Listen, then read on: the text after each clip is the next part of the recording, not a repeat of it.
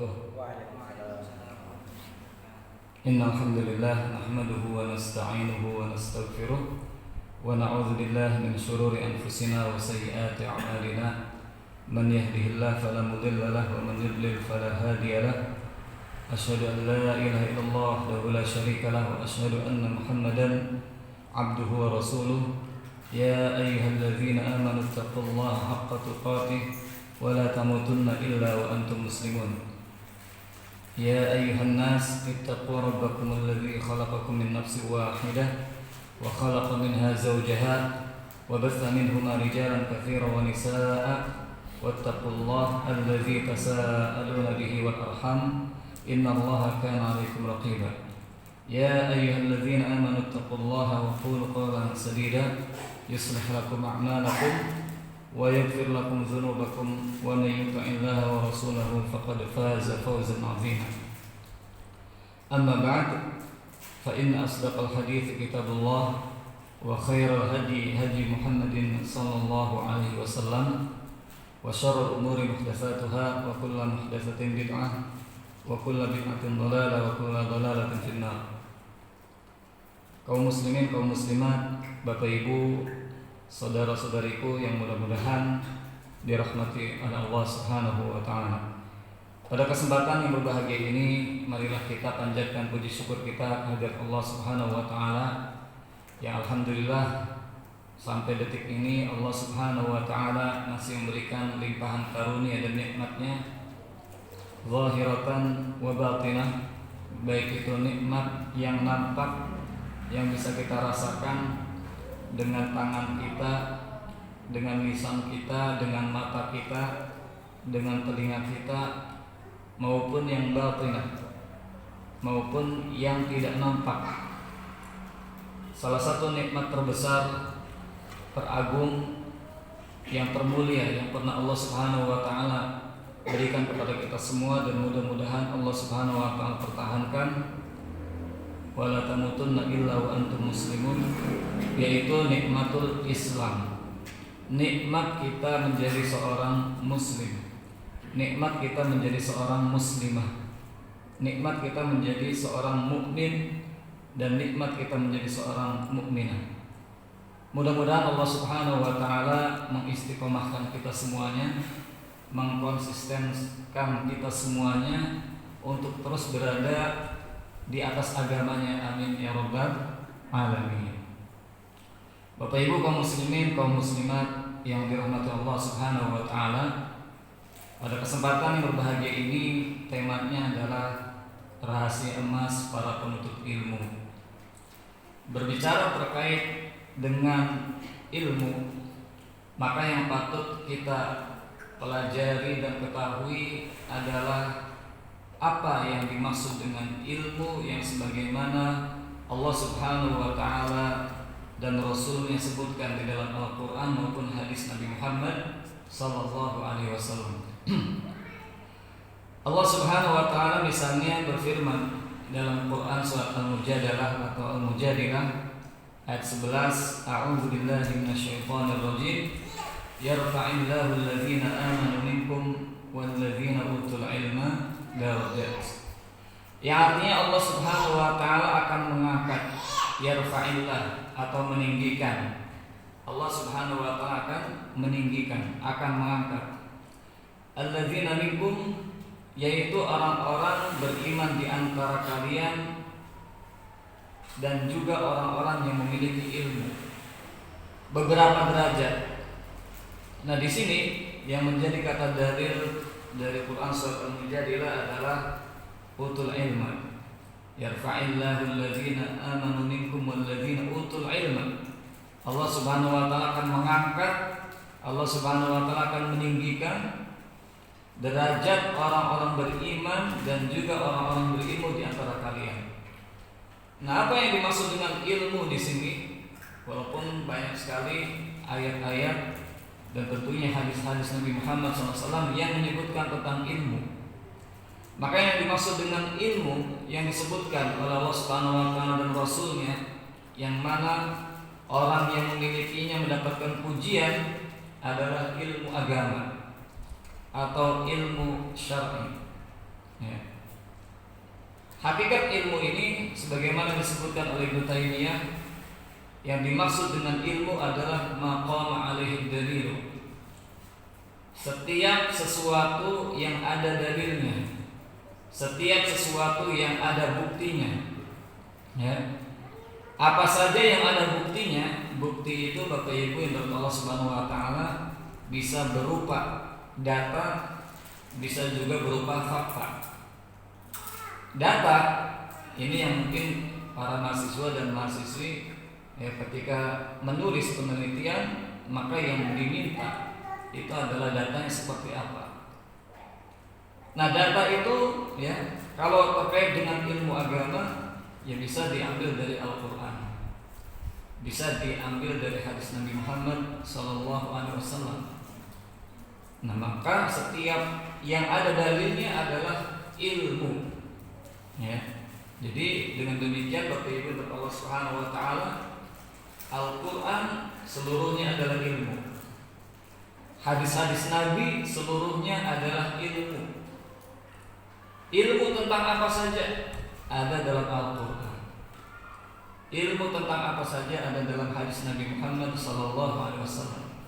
Mulai dari ilmu yang berkenaan dengan kehidupan pribadi kita, mulai dari ilmu yang berkenaan dengan bagaimana kita mendidik anak-anak kita. Nabi kita pernah bersabda terkait dengan pendidikan orang tua kepada anaknya supaya terbiasa sholat. Dalam hadis yang sahih Nabi bersabda, muru auladakum bis-sholati wa hum abna'u sab'i sinin, wadribuhum 'alaiha wa hum abna'u 'ashri sinin. Perintahkanlah wahai orang tua, perintahkanlah wahai bapak, wahai ibu, anak-anak kalian untuk melaksanakan sholat ketika mereka usia 7 tahun. Wadribuhum 'alaiha, dan pukullah mereka kalau mereka masih belum mau melaksanakan sholat. Kata Nabi SAW, wadribuhum 'alaiha, jangan sungkan-sungkan untuk memukul. Walaupun tentu pukulan ini sifatnya tidak membuat anak kita memarah, dan juga tidak membuat anak kita terluka. Itu kaidah memukul. Sebagaimana ketika seorang suami memukul istrinya, para ulama menjelaskan boleh. Yang penting yang pertama tidak melukai, yang kedua tidak membuat memar. Kan tahapan-tahapan ketika seorang suami atau katakanlah terjadi cekcok rumah tangga, maka tahapan-tahapan sebelum cerai itu ada banyak. Salah satunya adalah memukul istri. Walaupun diperbolehkan, tapi catatannya adalah jangan sampai membuat pukulan ini menjadikan istri terluka dan juga menjadikan istri memarah. Wadribuhum 'alaiha, kata Nabi SAW, pukullah anak-anak kalian ketika mereka usia 10 tahun supaya mereka terbiasa sholat. Nah, ini merupakan salah satu ilmu yang kita sampaikan tadi, bahwa ilmu itu adalah maqama alaihi dalil, segala sesuatu yang ada dalilnya. Dan setiap ayat dalam Al-Quran itu adalah ilmu. Bahkan salah seorang ulama menyebutkan terkait dengan ilmu agama, ilmu tauhid, ilmu akidah, bahwa setiap surat dalam Al-Quran itu mengandung ilmu tauhid, yang kita kenal, atau mungkin para ulama menyebutkan ada 3 macam. Ada tauhid rububiyah, tauhid uluhiyah, dan tauhid asma wa sifat. Jadi ilmu adalah setiap yang ada di dalamnya dalil. Kemudian dalil tersebut, kalau kita kaitkan, ilmu ini ada yang bermanfaat dan ada juga yang tidak bermanfaat. Makanya setiap pagi Bapak Ibu kita sering mengucapkan doa, Allahumma inni as'aluka ilman nafi'an wa rizqan thayyiban wa amalan mutaqabbal. Ya Allah, aku memohon kepadamu ilmu yang bermanfaat. Nah, maka para ulama menyebutkan kalau di sini disebutkan kita memohon ilmu yang bermanfaat, berarti ada ilmu yang tidak bermanfaat. Bahkan para ulama menyebutkan ada juga ilmu yang mudarat. Masih penting kalau tidak bermanfaat. Ilmu yang mudarat, ilmu yang membawa petaka, ilmu yang membawa bahaya bukan bahagia ya. Apa itu? Ilmu sihir contohnya. Itu ilmu ya dharar. Ya, jadi ada ilmu nafi', ilmu la yanfa', ilmu dharun. Ilmu nafi', ilmu yang bermanfaat. Ilmu la yanfa', ilmu yang tidak bermanfaat. Ya. Ilmu dhar, ilmu yang membawa petaka. Nah, contoh ilmu yang membawa petaka itu apa? Contohnya ilmu sihir, ilmu santet dan seterusnya. Nah, ketika berbicara terkait dengan ilmu an-nafi' itu artinya ma ja'a bihi Rasul. Segala sesuatu yang dibawa oleh Nabi Muhammad SAW. Ya, berarti Bapak Ibu yang dibawa Nabi itu apa? Al-Quran dan juga hadis Nabi Muhammad SAW. Ma ja'a bihi Rasul. Jadi kalau ilmu artinya maqam alaihi dalil. Apa yang di atasnya ada dalil itu adalah ilmu. Secara umum lah ya. Nah, sedangkan yang kita inginkan, yang kita mohonkan kepada Allah setiap pagi itu adalah nafi'an, yang bermanfaat. Nah, makna yang bermanfaat itu adalah ma ja'a bihi Rasul. Segala sesuatu yang datang dari Nabi kita Muhammad SAW itu adalah ilmu yang bermanfaat. Ya. Kembali ya, bahwa makna ilmu adalah segala sesuatu yang ada dalilnya, dan bermanfaat adalah segala sesuatu yang datang atau bersumber dari Nabi Muhammad SAW. Nah, inilah hakikat ilmu yang mana Allah Subhanahu wa Ta'ala dan Rasulnya memuji siapa saja yang memiliki ilmu ini. Ya, sehingga kita lebih bersemangat, lebih antusias di dalam mempelajari agama Allah Subhanahu wa Ta'ala. Di sini kita akan sebutkan banyak hal terkait dengan para penuntut ilmu dan kemuliaannya. Dan tentunya bagaimana kita dimotivasi oleh Allah dan Rasulnya untuk menuntut ilmu, karena kita memiliki beban untuk beribadah kepada Allah Subhanahu wa Ta'ala. Kita diberikan kewajiban untuk beribadah kepada Allah Subhanahu wa Ta'ala. Karena beribadah kepada Allah Subhanahu wa Ta'ala merupakan tujuan utama kita diciptakan oleh Allah Subhanahu wa Ta'ala. Bagaimana kita bisa mampu beribadah kepada Allah ya, kalau kita tidak memiliki ilmu? Maka sangat tidak mungkin kita beribadah kepada Allah tanpa didasari dengan ilmu. Kalaupun mungkin beribadah kepada Allah tanpa ilmu, maka ibadahnya tidak benar. Maka Allah mengingatkan kepada kita terkait dengan misi atau visi Allah Subhanahu wa Ta'ala menciptakan kita, sebagaimana dalam Quran surat Az-Zariyat ayat 56, A'udzubillahi minasyaitonirrajim, wa ma khalaqtul jinna wal insa illa liya'budun. Dan tidaklah aku menciptakan jin dan manusia melainkan supaya mereka beribadah kepadaku. Ya. Para ulama menjelaskan salah satu makna liya'buduni adalah liwahiduni. Mereka supaya mentauhidkan aku, supaya mereka mengesahkan aku. Itu salah satu apa? Salah satu makna daripada liya'buduni. Ya. Liya'buduni supaya mereka beribadah kepadaku.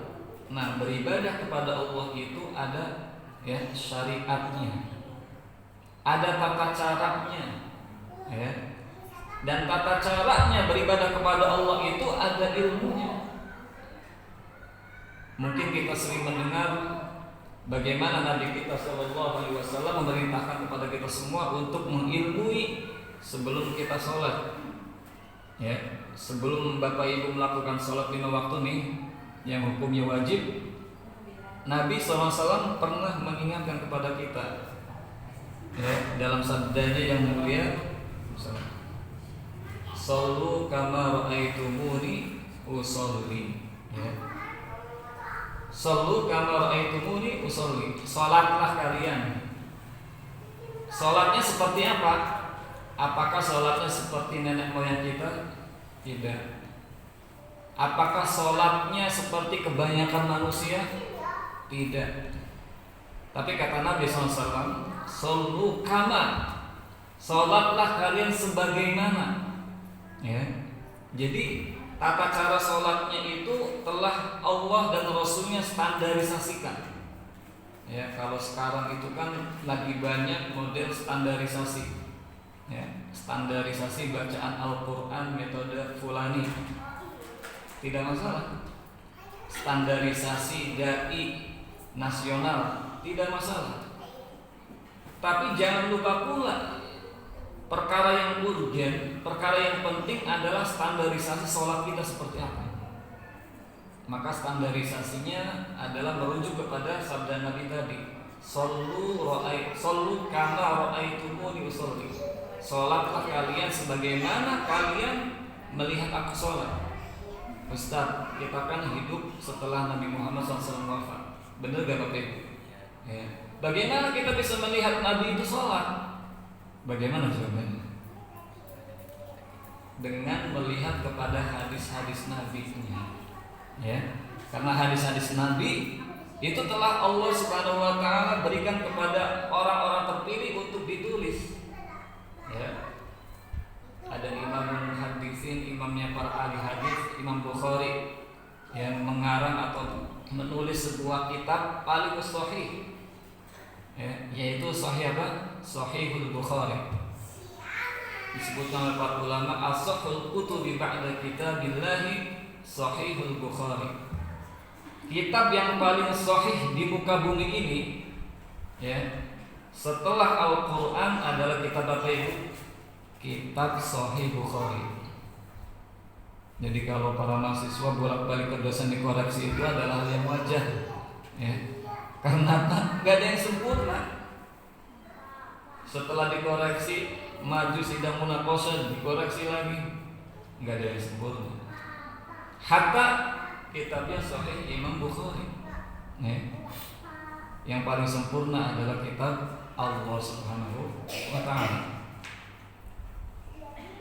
Nah, jadi kita bisa mengilmui salah satu syariat ini, ya, masih belum syariat-syariat yang lain terkait dengan sholat itu dengan melihat bagaimana sholat Nabi Muhammad SAW dan bagaimana melihat sosok Nabi sholat itu ya dengan merujuk kepada hadis-hadis Nabi Muhammad SAW. Ibadah yang lain misalnya Nabi pernah bersabda, khudhu manasikakum anni.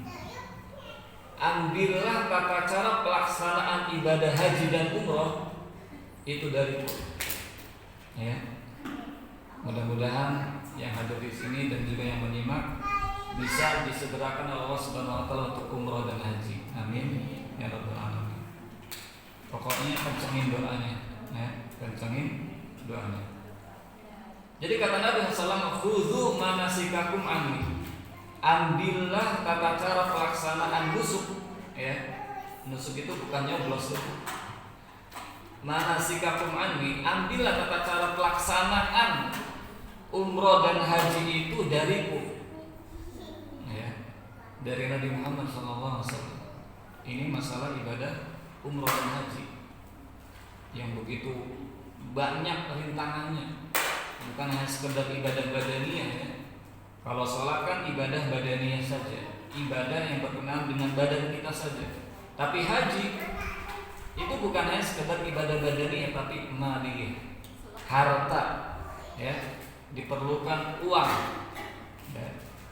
Walaupun tentu ya kadang-kadang Allah Subhanahu wa taala memberikan karunia, walaupun kita tidak punya uang, ada saja yang ya rezekinya dari arah yang tidak disangka-sangka.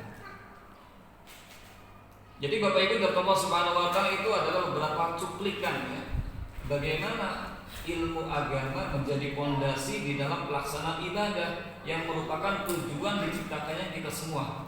Wa ma khalaqtul jinna wal insa illa liya'budun. Dan tidaklah aku ciptakan jin dan manusia melainkan supaya mereka beribadah kepadaku.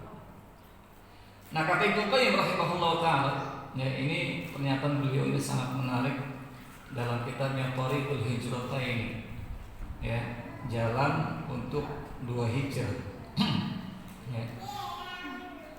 Ibnu Qayyim ini termasuk ulama yang sangat banyak menginspirasi ulama-ulama setelahnya, ya, karena kalimat-kalimatnya yang luar biasa.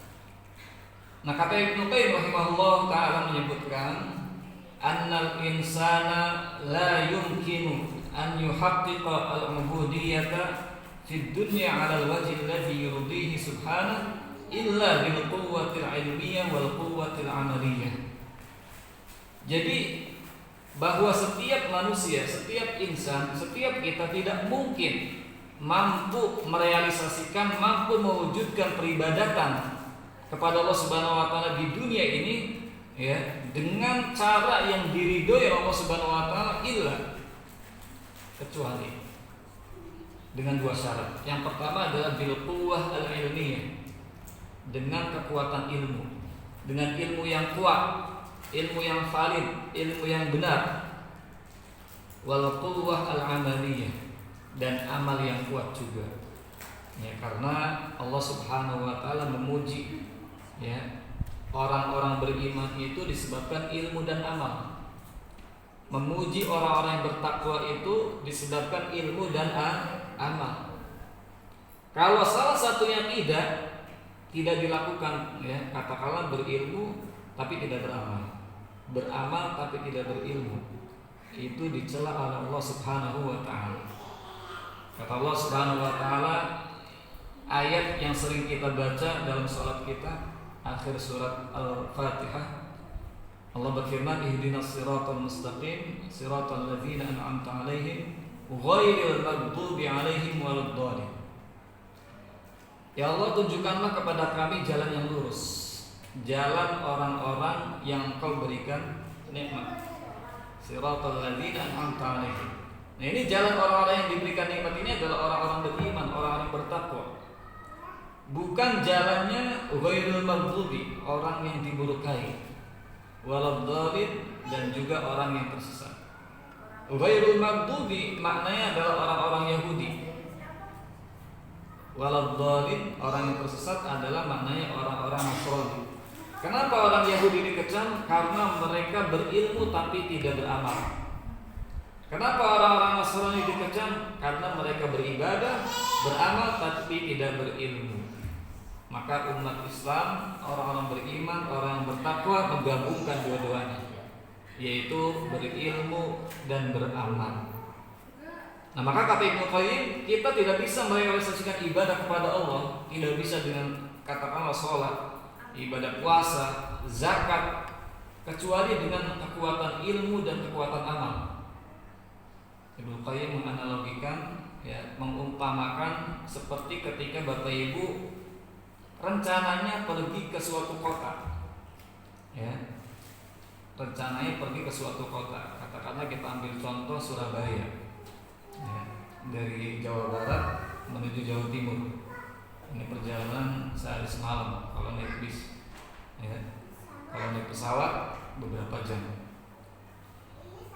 Ketika kita ingin melakukan perjalanan jauh ke Surabaya misalnya, maka kita yang pertama adalah, kata Ibnu Qayyim, anta arifat thoriq. Kita harus tahu dulu jalannya, ya. Kita harus tahu dulu jalannya. Sekarang Ustaz gampang pakai Google Maps. Kita harus tahu dulu jalannya, ya. So, ibarat sepelosok-pelosoknya daerah ada Google Maps, insya Allah aman, ya. Alhamdulillah, itu merupakan bagian daripada nikmat Allah berikan kepada kita semua. Jadi anta arifat thoriq, yang pertama adalah kita tahu jalannya, ya, kita tahu. Karena kadang-kadang kecelakaan itu beberapa kejadian disebabkan supirnya belum tahu medan perjalanan menuju kota tersebut, ya. Dia menyangka jalannya lebar, ternyata sempit, samping kanan kiri jurang, akhirnya terjadilah kecelakaan. Nah, orang yang pertama adalah anta arifat thoriq, kita mengetahui dulu jalannya. Yang kedua, memiliki kekuatan dari sisi badan, fisik, maupun dari sisi harta. Karena nggak mungkin kita pergi ke Surabaya tanpa mengeluarkan katakanlah ongkos, Ya, itu untuk ongkos perjalanannya saja ya butuh biaya yang cukup banyak. Belum kalau kita parkir mampir ya untuk makan dan seterusnya. Nah, ketika kita bisa melakukan ini semua, mengetahui jalannya, kemudian badan kita sehat, ongkos juga ada, maka insya Allah kita akan sampai ke negeri ataupun ke kota Surabaya itu dengan aman. Maka inilah yang harus kita miliki kalau kita ingin memasuki jannah Allah Subhanahu wa ta'ala. Yang pertama adalah quwwah ilmiah, ilmu yang kuat, wal quwwah amaliyah, amal yang kuat. Nah, ya. Dan tentu kalau kita bicara mana yang lebih dulu, Ustaz, yang lebih dulu tentu al ilmu qabla al qawli wal amal. Ilmu itu sebelum beramal. Ya. Al ilmu qabla al qawli wal amal. Ilmu itu sebelum kita berucap, kita berkata, dan sebelum kita beramal. Ini sebagaimana dikatakan Imam Bukhari rahimahullah taala dalam kitab Sahihnya. Nah, kalau kita sudah memiliki ilmu dan juga kita memiliki amal yang kuat, maka insya Allah ini menjadi modal bagi kita untuk mendapatkan jannah Allah Subhanahu wa ta'ala. Kata Allah Subhanahu wa ta'ala dalam Quran surah Az-Zukhruf ayat 72, wa tilkal jannatul lati urithumuha bima kuntum ta'malun.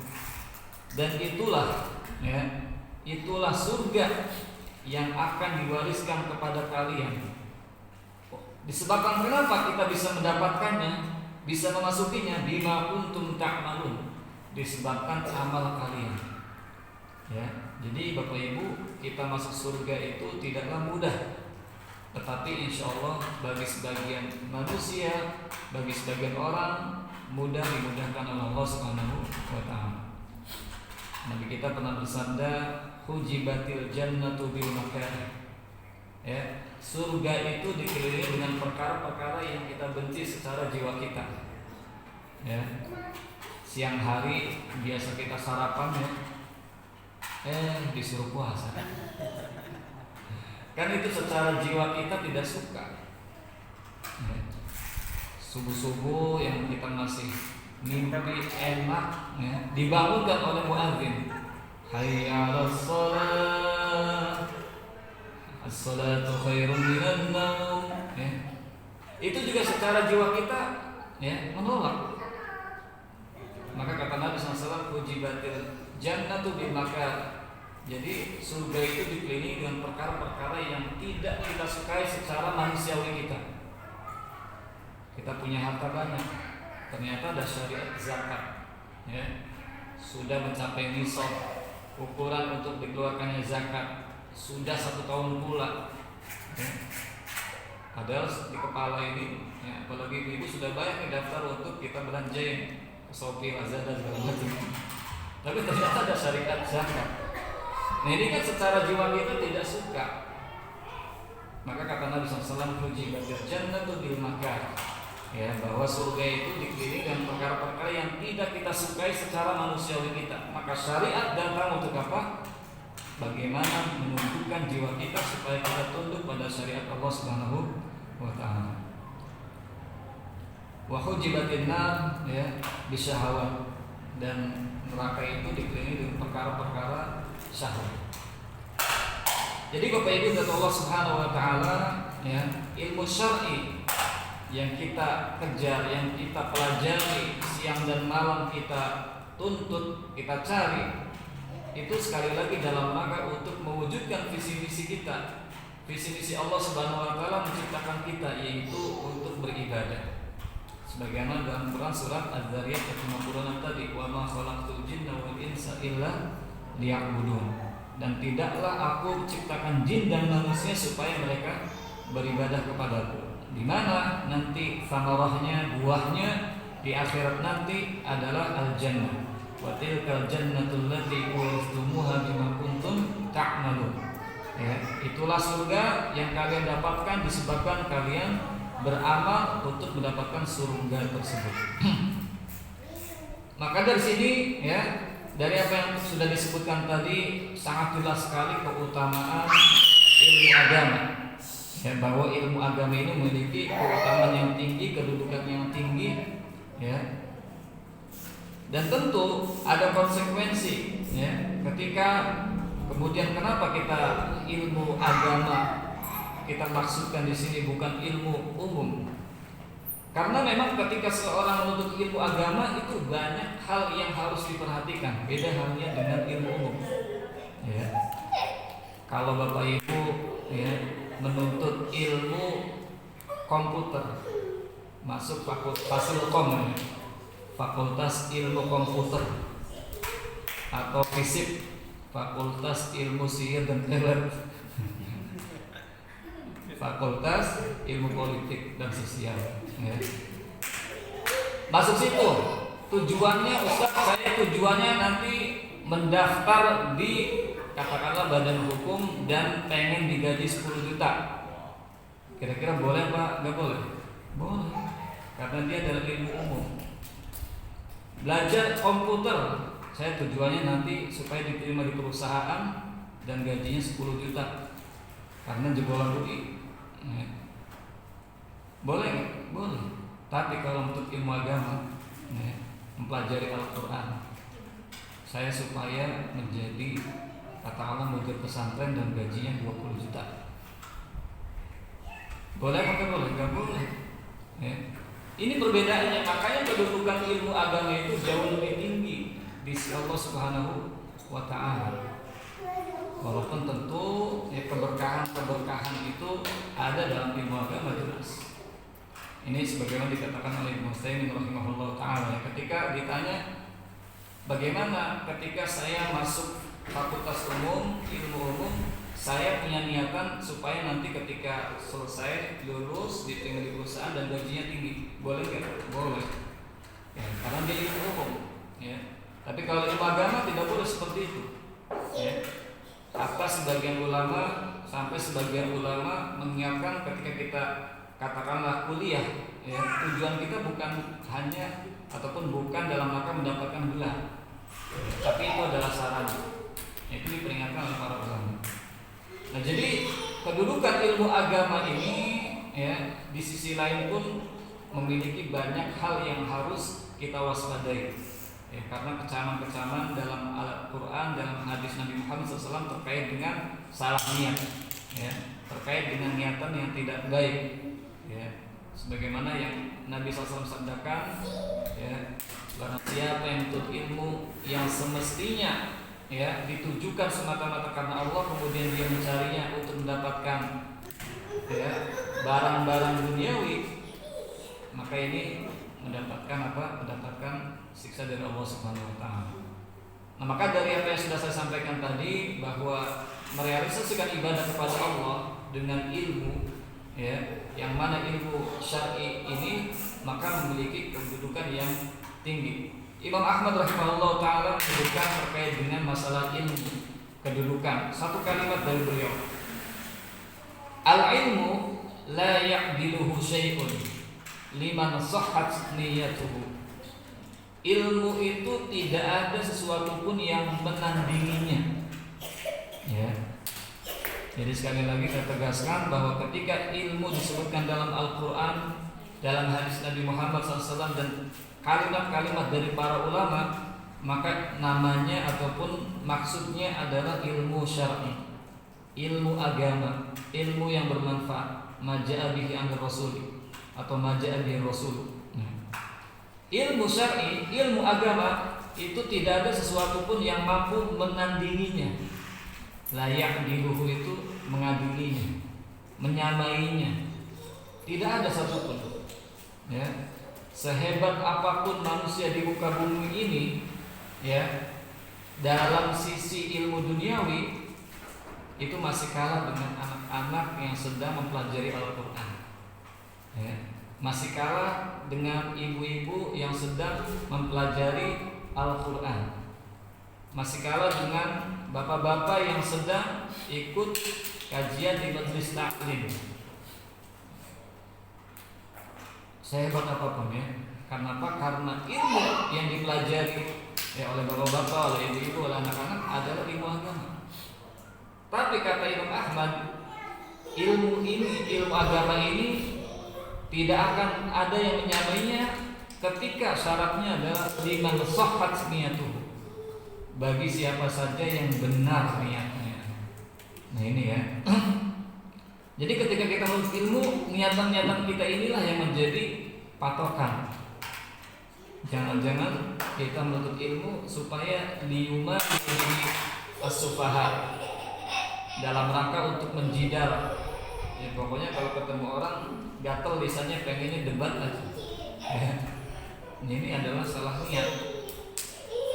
Jangan-jangan kita menuntut ilmu supaya kita bisa menaklukkan ulama fulan. Ya. Ini ulama harus ditaklukkan. Nah berarti ini salah niat juga. Ya. Berarti apa? Salah niat juga.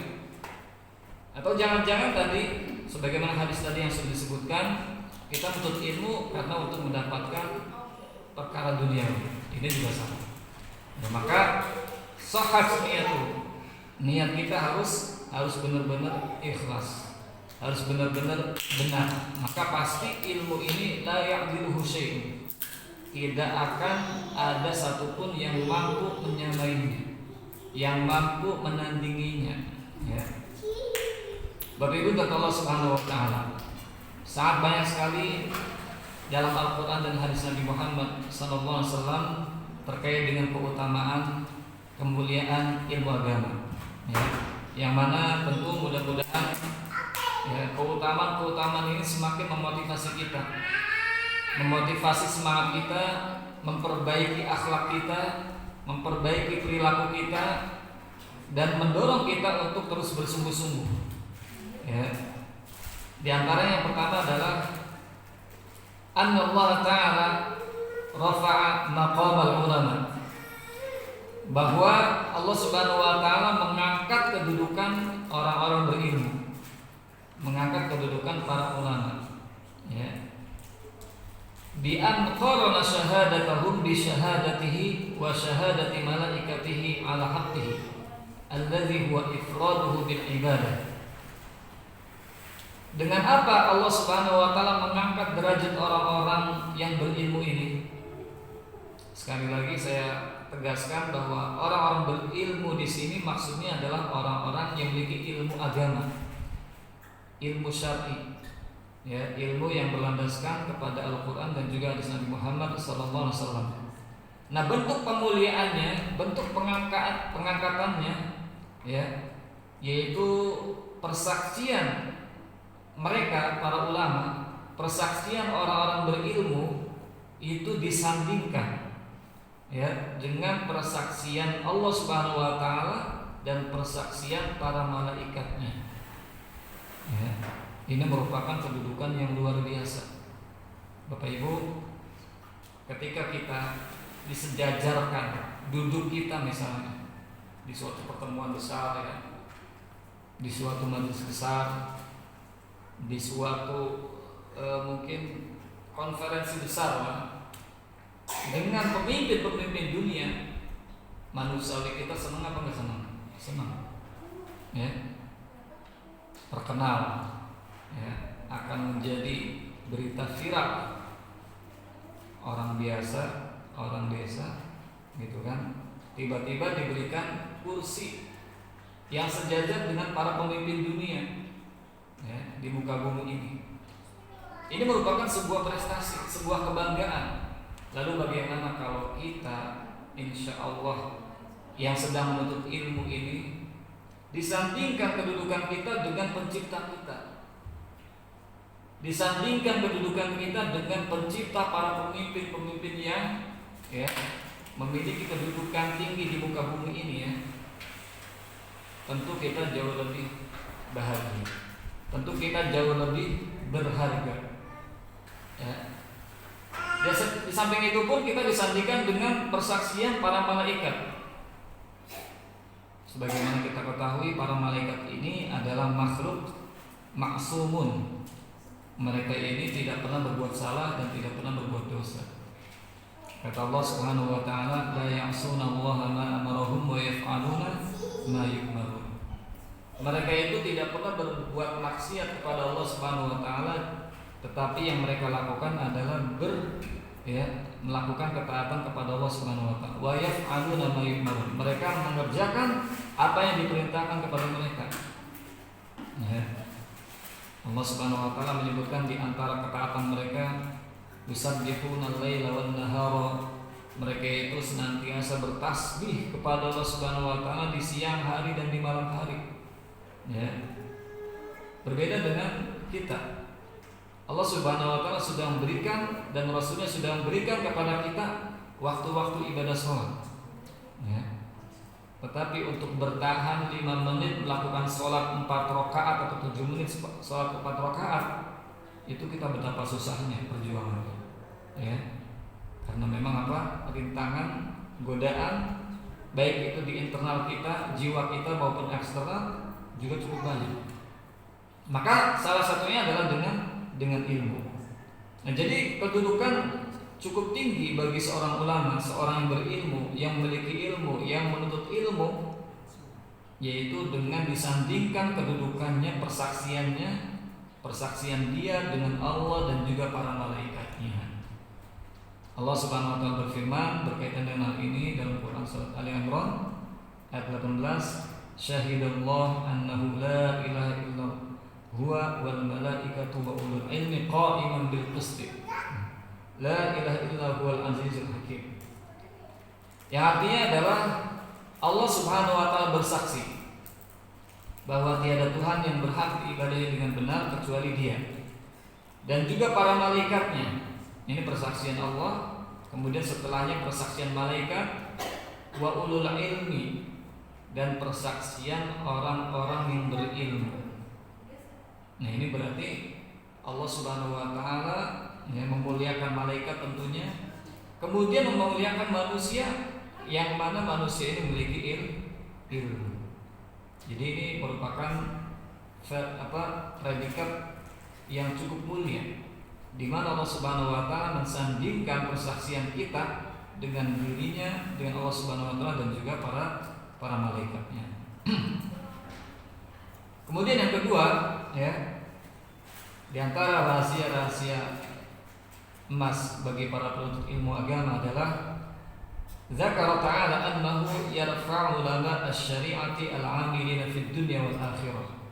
Bahwa Allah Subhanahu wa taala mengangkat derajat ulama-ulama syariah, ya, ulama-ulama syariah, para ulama al-'amilin yang mengamalkan ilmunya fid dunya wal akhirah, di dunia dan akhirat. Sebagaimana dalam Quran surat Al-Mujadilah atau Al-Mujadilah 11, Al-Mujadalah ayat 11, yarfa'illahu alladzina amanu minkum walladzina utul ilma darajat. Allah Subhanahu wa taala akan meninggikan orang-orang beriman di antara kalian dan orang-orang berilmu beberapa derajat. Nah, ayat yang mulia ini secara tegas meninggikan, menyebutkan bahwa orang-orang berilmu di antara kita dan orang-orang beriman di antara kita itu akan ditinggikan derajatnya. Nah, tentunya Bapak Ibu dari Allah Subhanahu wa taala, ya, keimanan itu tidak bisa kita dapatkan kecuali dengan ilmu. Ya, para sahabat radhiyallahu anhum ajma'in ketika mereka di fase Mekah, ya, di tempat pertama kali, ya, keimanan dan ketauhidan mereka itu diawali dengan ilmu. Ya, diawali dengan ilmu, dilandasi dengan ilmu. Makanya kata para ulama, iman itu bisa naik, bisa turun. Al-imanu yazidu wa yanqus. Iman itu kadang-kadang naik, kadang-kadang turun. Jangankan kita, ya Bapak Ibu yang Allah Subhanahu wa taala, yang masih jauh dari sisi keilmuannya, masih jauh dari sisi keimanan dan ketakwaannya. Para sahabat juga pernah mengalami masa, ya, turunnya iman, ya, iman yang turun, sebagaimana yang pernah dialami dan diriwayatkan sampai kepada kita, yaitu terkait dengan Hanzalah yang turun imannya. Tiba-tiba Hanzalah mengatakan kepada Abu Bakar Siddiq, nafaqa Hanzalah, Hanzalah telah munafik. Ini kalimat luar biasa, munafik tuh, ya. Munafik itu apa sih? Alladzi yuzhirul Islam wa yubtinu al-kufra. Munafik itu adalah yang menampakkan keislaman dan menyembunyikan kekufuran, itu munafik. Waliyadzubillah ya. Jadi kata Hanzalah kepada Abu Bakar sahabatnya, nafaqa Hanzalah. Ya. Hanzalah telah munafik. Kemudian Abu Bakar pun kaget, kok bisa kamu mengatakan seperti ini? Ya, coba nanti kita adukan kepada Nabi SAW. Kemudian diadukanlah kepada Nabi SAW, ya, bahwa Hanzalah mengatakan demikian. Kemudian kata Nabi SAW, ya, sebelum itu Hanzalah mengatakan, kenapa dia mengatakan nafaqah Hanzalah telah munafik? Karena kata Hanzalah, ketika saya berada di majelis ilmu, seolah-olah neraka dan surga itu berada di pelupuk mata saya. Tapi ketika balik lagi ke rumah, ya, ketemu istri, ketemu anak-anak, mungkin diomelin, ya, lupa gitu kan terhadap akhirat. Maka kata Nabi SAW, seandainya iman kamu, wahai Hanzalah, sama ketika di majelis ilmu dengan di rumah kamu, la safahatkumul malaikah, pasti kamu sudah salaman sama malaikat. Karena kamu bukan manusia lagi, tapi malah malaikat. Yang mana malaikat tidak pernah salah dan tidak pernah berbuat dosa. Nah, ilmu tadi merupakan sebab naiknya iman kita. Sebagaimana tadi yang disebutkan, salah satu pemahaman ahlu sunnah, akidah ahlu sunnah adalah al-imanu yazid wa yanqus. Iman itu adalah bisa bertambah, bisa berkurang. Bertambah dengan apa? Berkurang dengan apa? Yazidu bil ilmi, ya. Bertambah iman kita itu dengan ilmu, ya. Yazidu bil ilmi wa ta'ati. Bertambah dengan ilmu dan ketaatan. Dan berkurang dengan apa? Bil jahli wal maksiyati. Iman kita bisa berkurang karena kebodohan kita, karena tidak pengetahuan kita, dan juga karena kemaksiatan kita. Maka iman kita bisa berkurang. Nah, maka kedudukan ilmu ini, ya, sangat mengangkat derajat kita semua. Ya, yarfa'illahu alladzina amanu minkum walladzina utul ilma darajat. Nah, kenapa kemudian Allah Subhanahu wa taala menyebutkan darajat, beberapa derajat? Karena masing-masing antara satu dengan yang lainnya, seorang muslim, satu muslim yang lainnya, muslimah satu, muslimah yang lainnya, itu derajatnya berbeda-beda. Ya. Dan tingginya derajat ditentukan oleh amal kita, ya. Dan amal kita ditentukan dengan ilmu kita, ya. Amal kita yang berkualitas ditentukan dengan ilmu yang benar dari kita, ya. Kalau tidak, maka kita tidak mungkin mendapatkan derajat kedudukan di sisi Allah Subhanahu wa taala. Jadi yang namanya derajat itu, Bapak Ibu, kata Allah Subhanahu wa taala, dari level yang rendah menuju yang tinggi, itu namanya darajat. Tapi dan itu ada dalam surga, ya. Tapi kalau kaitannya dengan neraka, itu bahasanya bukan darajat. Jimnya diganti menjadi kaf. Apa? Darokat, ya. Makanya Allah Subhanahu wa taala mengancam orang-orang munafik itu fid darkil asfali minan nar. Innal munafiqina fid darkil asfali minan nar. Sungguhnya orang-orang munafik itu, mereka, ya, akan berada di kerak neraka yang paling dalam, yang paling rendah. Innal munafiqina fid darkil asfali minan nar. Jadi semakin ke bawah, maka itu semakin pedih, semakin berat siksanya, ya. Tapi kalau di surga semakin tinggi, semakin mulia, semakin nikmat, ya. Nah, inilah yang disebutkan, ya, terkait dengan darajat. Sungguhnya, ya, Allah Subhanahu wa taala mengangkat orang-orang beriman dan berilmu di antara kita ini beberapa derajat. Antara satu dengan yang lainnya itu berbeda-beda, ya. Salah satunya yang paling penting adalah disebabkan oleh ilmu yang kita miliki, ya, oleh ilmu yang kita miliki. Sekali lagi, ilmu yang dimaksud di sini adalah ilmu agama. Nah, itu yang kedua. Kemudian yang ketiga, ya, Wasafa subhanahu wa ta'ala ulama syariah al-mukhlishina bil khasyati minhu subhanahu. Allah subhanahu wa ta'ala mensifati ya ulama-ulama agama ini yang ikhlas bil khasyah, dengan rasa takut ya, memiliki rasa takut kepada Allah subhanahu wa ta'ala. Wa bil iman wa bi kitabihi, wa bil iman bi kitabihi, dan dengan beriman kepada kitabnya. Allah subhanahu wa ta'ala berfirman terkait dengan bagaimana Allah memuji para ulama dengan sifat al-khasyah dalam Quran surat Fatir ayat 28 ya. Innama yakhsyallaha min ibadihi ulama. Sungguhnya yang takut kepada Allah di antara hamba-hambaku adalah para ulama. Ya, jadi bahkan Imam Ahmad mengatakan, atau salah satu ulama salaf mengatakan, innamal ilmu al-khasyah. Hakikat ilmu itu adalah yang menumbuhkan ya jiwa kita, hati kita rasa takut kepada Allah Subhanahu wa taala ya. Ketika kita sudah bertahun-tahun mengikuti kajian, berjam-jam ya mengikuti ya majelis taklim, tetapi ternyata tidak menumbuhkan rasa takut pada diri kita, maka yang perlu kita koreksi, walaupun ilmunya sudah ilmu agama, adalah niatan kita ya. Karena tadi kata Imam Ahmad, al-ilmu la ya'diluhu syai'un liman sahhat niyatuhu. Ilmu itu tidak sebanding dengan apapun bagi siapa saja, bagi siapa saja yang sehat niatnya, bagi siapa saja yang benar niatnya. Jadi kalau kita sudah menuntut ilmu agama ternyata tidak menumbuhkan rasa takut, maka yang perlu dikoreksi adalah kesehatan niat kita. Yang perlu dikoreksi adalah benar atau tidaknya niatan kita. Karena ilmu agamanya sudah benar, yang kita pelajari adalah Al-Quran, yang kita pelajari adalah hadis Nabi Muhammad SAW. Ini mengapa kok tidak menumbuhkan rasa takut kepada Allah Subhanahu Wa Taala? Ya. Maka yang perlu kita koreksi adalah apa? Terkait dengan niatan kita.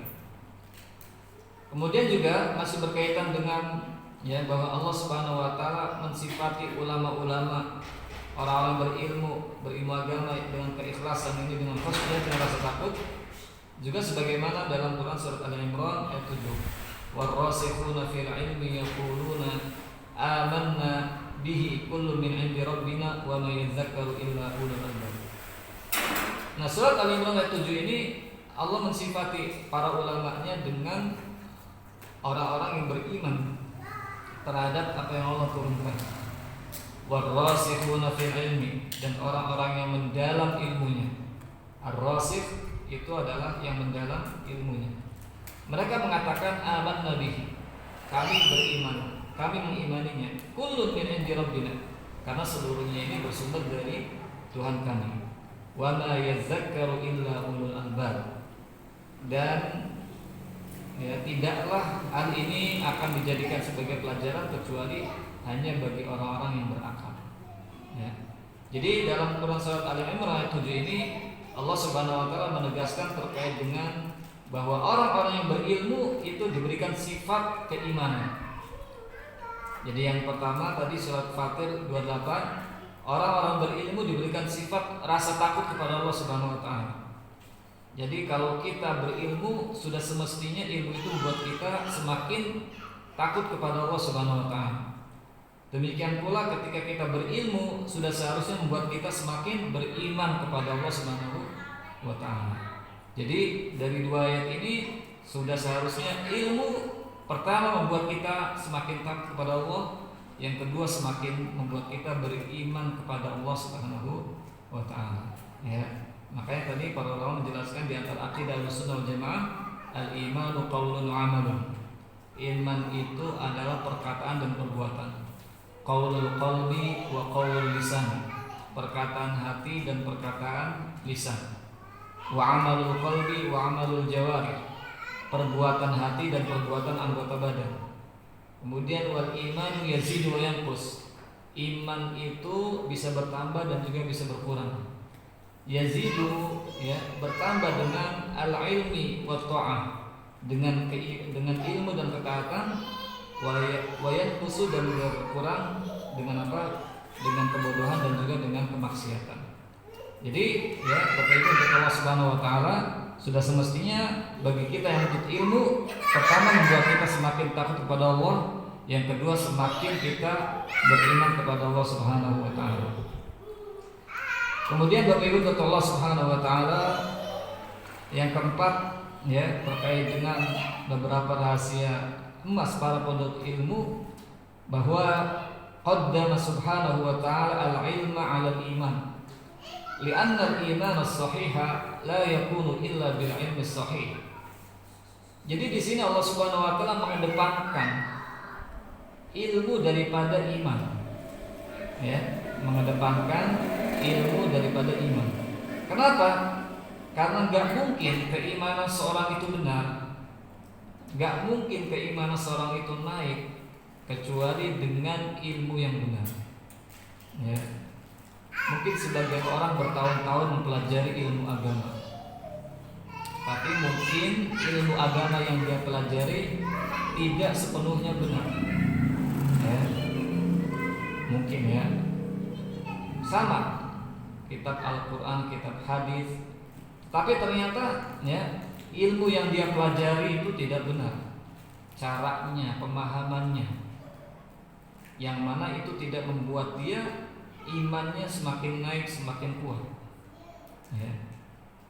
Oleh karena itu di sini pentingnya seorang guru, pentingnya seorang katakanlah ulama yang kita ambil ilmunya dengan pemahaman yang benar, supaya ilmu kita membuat kita beriman.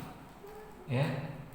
Supaya ilmu yang kita pelajari bertahun-tahun atau mungkin secara singkat itu membuat kita beriman. Betapa kita ngiri mungkin ya dengan saharatu Fir'aun, para tukang sihir Fir'aun. Dia beberapa saat Bapak Ibu yang dari Allah Subhanahu wa taala, enggak bertahun-tahun. Ya.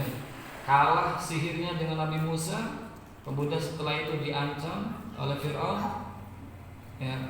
Kemudian faul qiyas saharatu sujada. Maka para tukang sihir pun tiba-tiba sujud. Qalu amanna bi rabbi Musa wa Harun, bi rabbi Harun wa Musa. Mereka mengatakan kami beriman kepada Tuhannya Musa dan Tuhannya Harun, Tuhannya Harun dan Tuhannya Musa. Qala amantum lahu qabla an adzana lakum.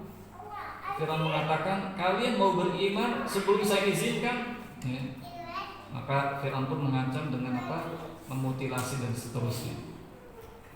Nah di sini betapa singkatnya tukang sihir Fir'aun beriman kepada Allah, kemudian disiksa oleh Fir'aun dan mereka pun menjadi syuhada. Ya. Dan itu adalah karunia Allah Subhanahu wa taala. Karena apa? Karena iman yang benar didahului dengan ilmu yang benar.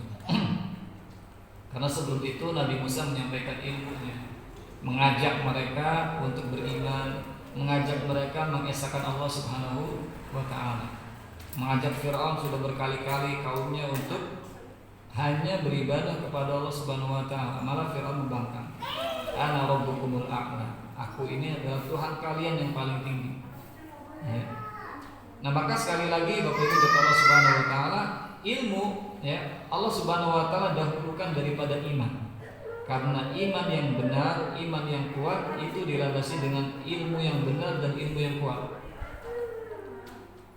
Demikian pula kata ya Allah Subhanahu wa taala juga mensifati orang yang berilmu ini dengan as-sabat, yaitu keistiqomahan ya pada hari kiamat. Wa bi annahum kanu 'alal haqqi fid dunya, dan mereka berada dalam kebenaran di dunia. Hal ini berdasarkan bahwa ilmu didahulukan daripada iman berdasarkan surat Quran surat Ar-Rum ayat 56. Allah berfirman, wa qala alladzina utul ilma wal imana laqad labistum fi kitabillahi ila yaumil ba'tsi fa hadza yaumul ba'tsi walakinnakum kuntum la ta'lamun.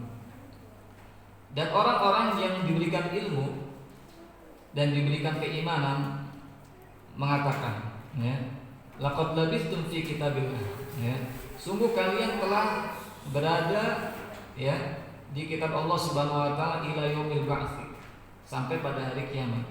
Fahadza yaumul ba'tsi, maka inilah hari kiamat, hari kebangkitan. Walakinnakum kuntum la ta'lamun, akan tetapi kalian orang kafir tidak mengetahui. Nah di sini Bapak Ibu untuk Allah Subhanahu wa taala yang menjadi kata dalilnya, yang menjadi perlu perhatian bagi kita adalah Allah berfirman wa qala alladziina utul ilma wal iman. Dan berkatalah orang-orang yang diberikan ilmu dan iman.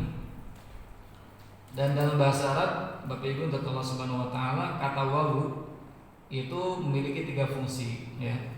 Yang pertama adalah menunjukkan urutan ya.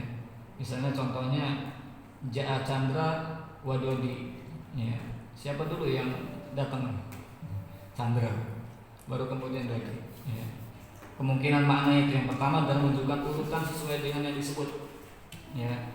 Dan ini yang disebut adalah ilmu dulu baru iman ya.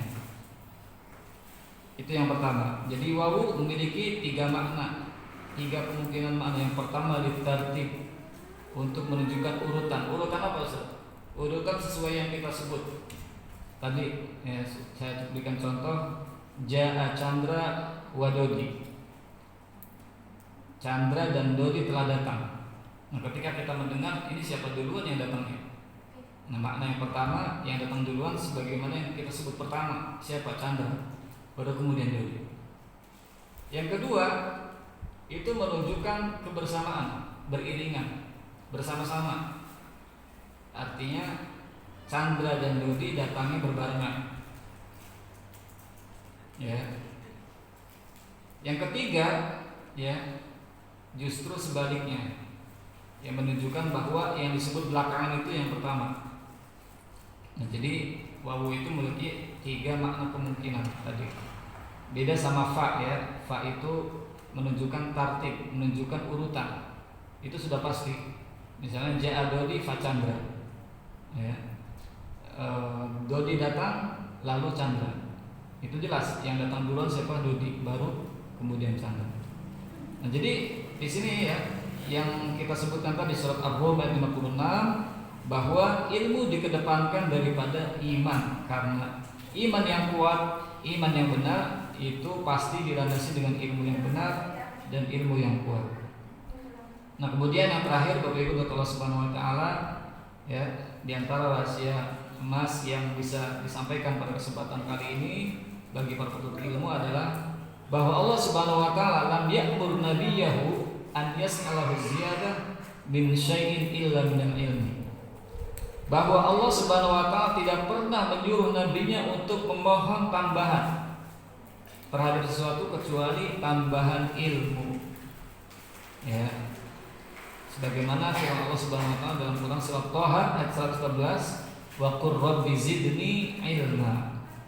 Dan katakanlah wahai Muhammad, ya Tuhanku Rabbi, zidni, tambahkanlah kepadaku ilmu. Ya. Jadi ya, minta tambahan yang paling disyariatkan oleh Allah Subhanahu wa taala kepada kita semua adalah tambahan ilmu. Boleh gak Ustaz memohon tambahan harta? Boleh. Memohon tambahan jodoh boleh gak? Boleh saja ya.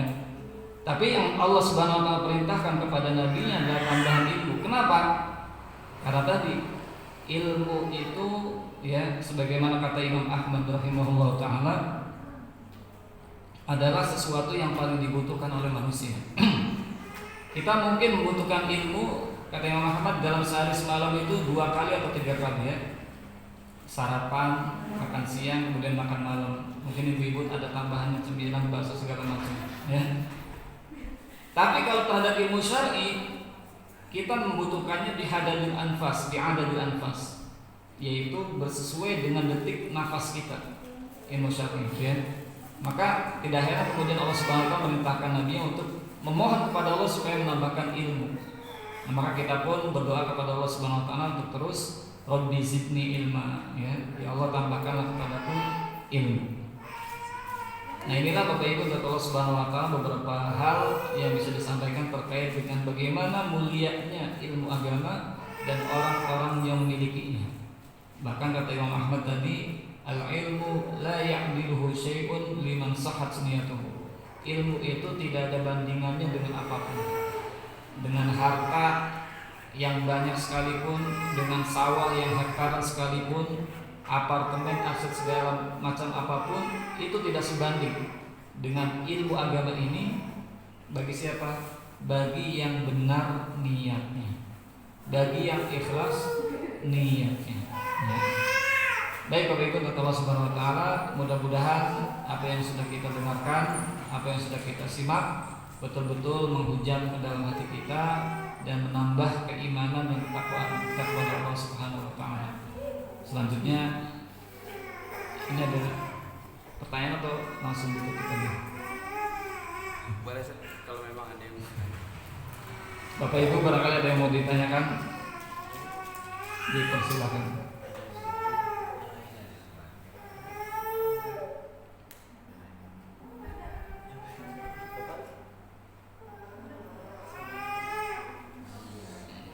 Ada yang bertanya? Silakan Bapak. Waalaikumsalam warahmatullahi wabarakatuh. Ini tadi perkara apa-apanya kan anak tinggal ya. Iya. Jadi perkara sholat ya sesuai tuntunan Rasulullah. Ada satu yang saya masih ragu perkara ketika sholat itu dalam sujud. Kan katanya ada bilang lutut dulu Iya. dan lapak tangan dulu. Betul. Dan cara mempraktekannya saya belum pernah. Oh, belum pernah. Ya, di perkara dari ke arah sujud itu. Kan atau Lapak tangan dulu. Ya. Dan saya belum pernah melihat praktek secara langsung. Iya. Insya Allah nanti kita coba praktekkan setelah ini. Tapi yang jelas itu masalah khilafiyah ya, Bapak. Ya, artinya memang para ulama menyebutkan ketika kita sujud itu yang menjadi sorotan dari praktek nabinya itu ketika seperti onta mau membungkuk gitu kan ya. Nah, ketika onta mau membungkuk itu kira-kira mana dulu yang didahulukan? Apakah telapak tangan dulu ya, atau katakanlah betis dulu ya, apa namanya, dengkul dulu? Nah, itu ibaratnya masalah khilafiyah, dua-duanya benar ya. Artinya baik itu yang ini dulu maupun yang ini dulu itu udah benar ya.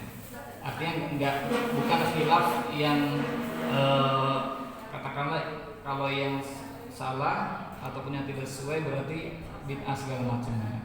Tidak, tapi itu bagian daripada khilafiyah, perkara-perkara yang perbedaan para ulama, dan perbedaan fikih itu disebutkan oleh para ulama adalah perbedaan yang toleran. Toleran itu ibaratnya bagi yang mendahulukan telapak tangan dulu ya benar, bagi yang mendahulukan ya katakanlah lutut dulu juga benar. Ya. Jadi tidak ada masalah, karena itu adalah bagian fikih yang mana kita harus lebih luas. Ya. Beda sama perkara-perkara yang lain seperti akidah misalnya, kita memang sudah ibaratnya secara jelas dalilnya.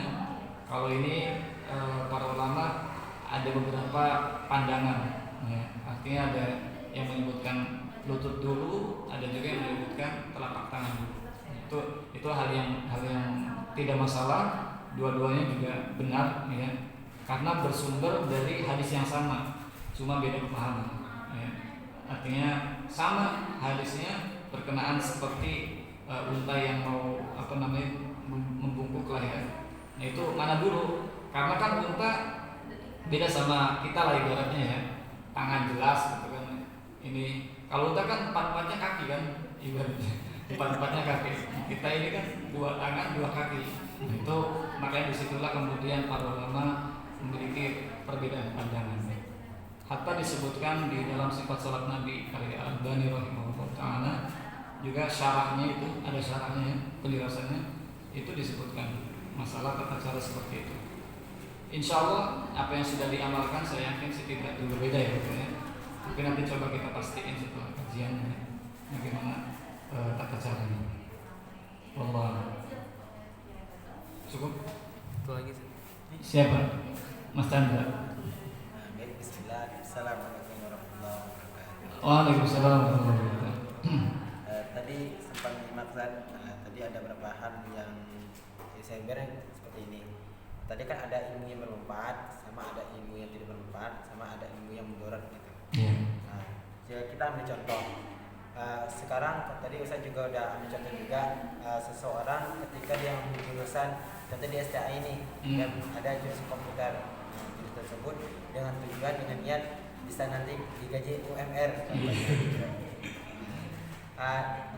Kebanyakan orang sekarang kan dia lebih memakaikan lebih saya itu gimana ya, karena itu memakai ilmu agama yang tadi, syar'i tadi, tapi dengan niat seperti itu Ustaz. Bahkan ada yang mungkin jadi seperti itu gitu.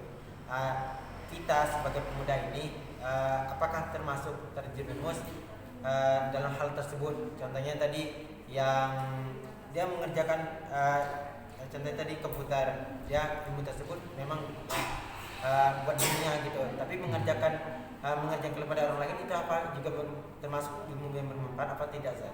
Ya, baik. Masya Allah. Jadi ilmu yang bermanfaat itu pertama dari segi makna bermanfaat ada di dzatiha, secara zatnya. Ya, secara zatnya. Ilmu agama, ilmu Al-Qur'an, ilmu hadis dan seterusnya yang semisalnya itu secara zatnya disebut sebagai ilmu yang bermanfaat. Nah, sedangkan ilmu yang juga disebut bermanfaat tetapi disebabkan hal yang lain, seperti ilmu-ilmu umum. Ya. Ilmu-ilmu umum itu kan dia bisa bermanfaat dan bisa bermudarat, benar kan? Katakanlah teknologi itu bisa memberikan manfaat kepada manusia, bisa juga memberikan mudarat, benar kan? Tergantung siapa yang memakainya. Ya. Tergantung siapa yang memakainya. Kalau yang memakainya punya ilmu agama, insya Allah akan digunakan kepada hal yang benar. Ya. Tapi kalau yang menggunakannya adalah orang-orang yang mohon maaf ya, buruk segala macam, ya dia akan membuat kerusakan di muka bumi ini. Maka sekali lagi ilmu umum, ilmu komputer dan segala macam, dia secara zatnya tidak mendapatkan pujian, tetapi mendapatkan pujian ketika disebabkan yang lain, apa itu memberikan manfaat kepada manusia. Contoh ilmu kedokteran. Ilmu kedokteran pada umumnya adalah ilmu yang memberikan manfaat, seharusnya seperti itu. Ya. Tapi kadang-kadang mungkin sebagian menyalahgunakan. Misalnya orang-orang yang pecandu narkoba, itu kan kadang-kadang kerjasama dengan beberapa oknum ya untuk menaikkan dosis segala macam. Kembali kepada ilmu komputer tadi misalnya, itu sangat jelas dia secara zatnya tidak dikatakan sebagai ilmu bermanfaat, tetapi bisa bermanfaat ketika betul-betul dirasakan manfaatnya oleh orang lain. Contoh misalnya dia daftar ke sekolah Islam, dia sebagai admin, nah disitulah manfaatnya ya, manfaatnya ya dia digunakan manfaatan komputernya untuk menunjang dakwah Islam ya. Beda halnya kalau dia kemudian daftar di katakanlah klub malam, admin klub malam misalnya admin klub malam, jelas ya dia tidak bermanfaat, bahkan mudorot ya, bahkan berdosa, bukan disebabkan komputernya, tetapi karena dia disebabkan pemanfaatan ilmu komputer itu di hal yang maksiat.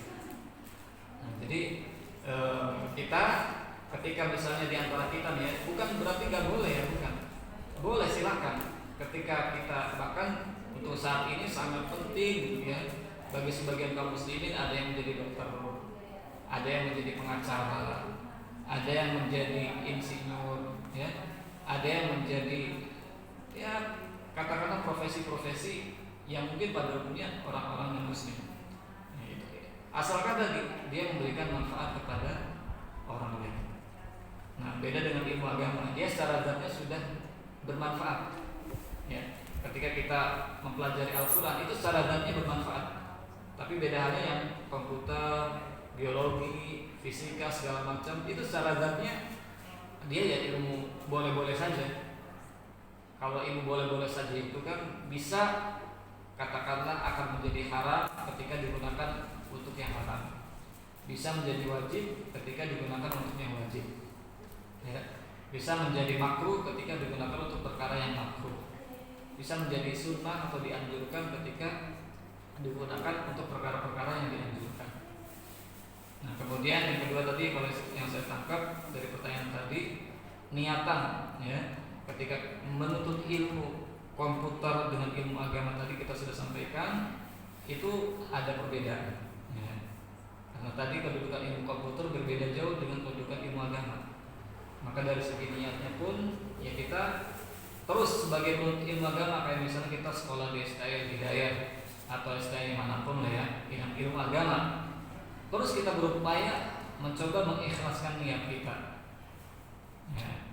Walaupun kemudian ternyata kita diberikan katakan kelapangan rezeki, diberikan gaji oleh sekolah UMR misalnya, nggak ada masalah. Tetapi yang paling penting niat kita ya, niatan kita.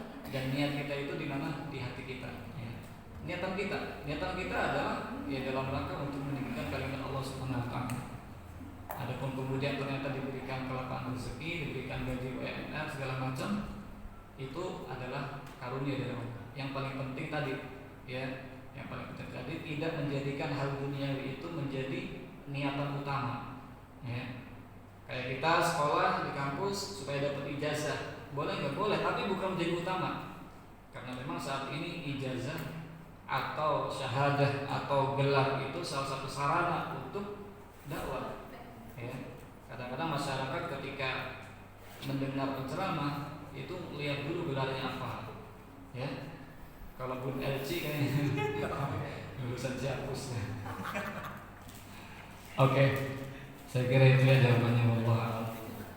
Baik, barakallahu fikum wa fikunna. Mudah-mudahan Allah Subhanahu wa taala memberikan keberkahan kepada kita semuanya.